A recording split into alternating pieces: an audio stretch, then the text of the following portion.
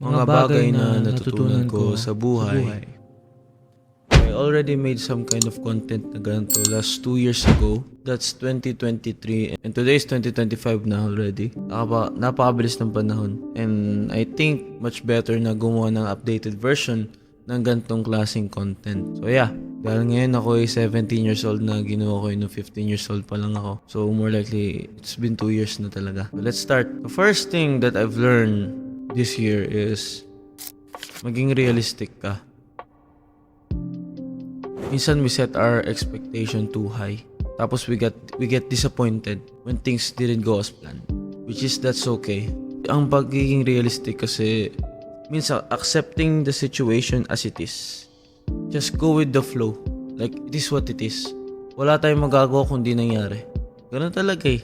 If that's God's plan, sundan mo na lang. Mas maganda pa yung plano ng Panginoon sa'yo kaysa sa sarili mo. Sa sarili mong plano, yun na yung ibig ko sabihin.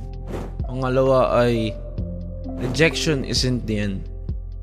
Oo, masakit ang rejection, pero rejection kailangan natin yan sa buhay. Pero hindi ibig sabihin nun ay tapos na. Rejection is just life's way of guiding you to something better.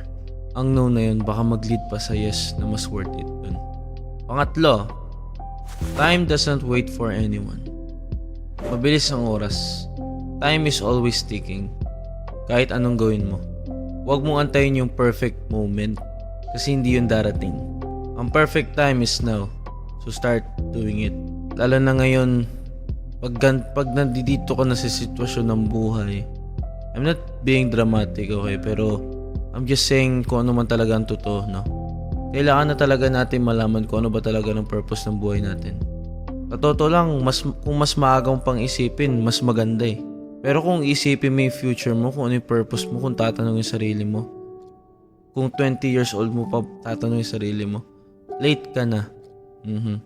It would be much more better na i-question yourself na, what's my purpose in life? Mas maganda na curious ka na sa gantong edad, sa murang edad, na hindi ka pa pumupunta sa adult life. Kasi ngayon sa generation natin, napakarami ng opportunity na pwede mo makamit.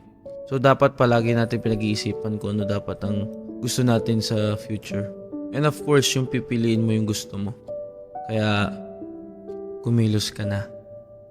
Pang-apat is learning to accept things that cannot change. May mga bagay na hindi mo kayang kontrolin. Instead of stressing over them, learn to accept them. Hindi ibig sabihin yun ay give up ka na. It's about finding peace kasi with what's beyond your control. Kagaya nga ng sinabi ko, it is what it is. Kung yun, edi wala, di ba? Like, bakit mo pipilitin kung di man talaga gusto ng tao? Uy, wait lang. Di ako nagpaparinig, pero let's say, isang example yun, okay? Di ba? Correction. What I mean is, let's say, sa isang example is, may gusto ka, hindi ka gusto, wala kang magagawa. Diba? Pero, hindi naman ibig sabihin nun is, wala ka ng pag-asa. Maybe, hindi pa time, or maybe, hindi pa talaga binibigay sa'yo ni Lord. Kasi, kung sa tingin mo sa sarili mo, ready ka na magkaroon ng relationship, mas alam ng Panginoon kung ano talaga ang ano mo sa buhay. Ayun ang mean ko dun. Okay? Panglima is the price of admiring too much.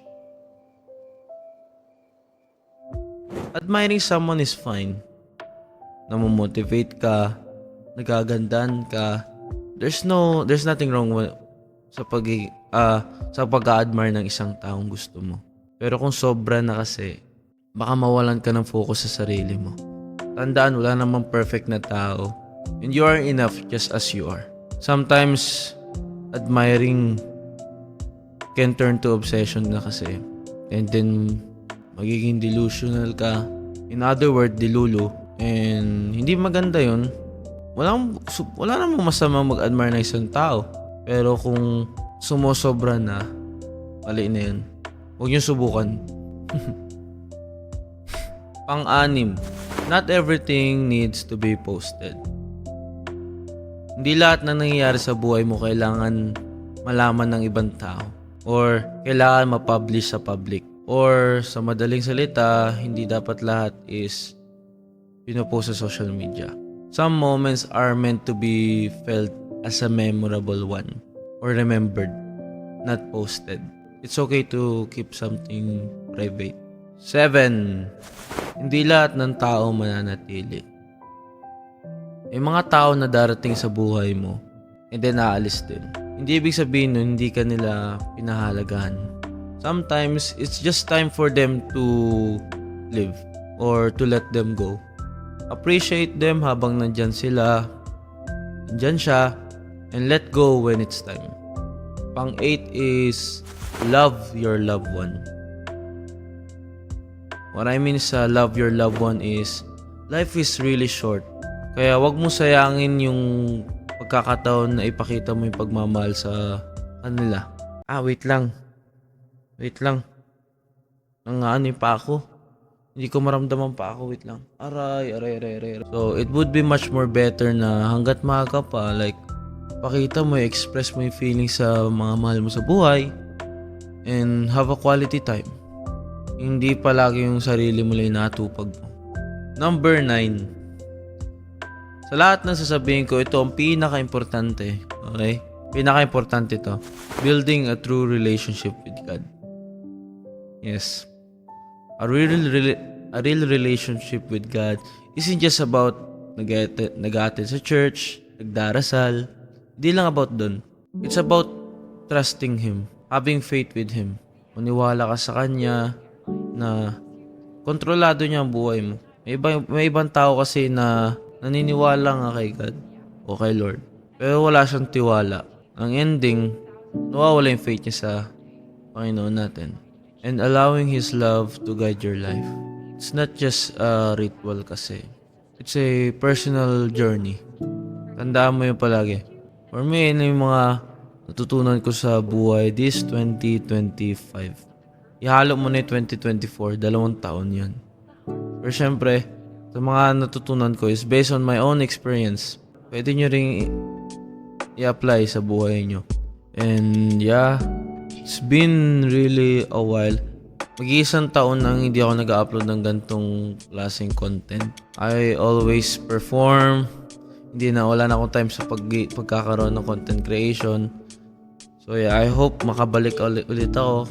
And I will see you in the next video, guys. Goodbye.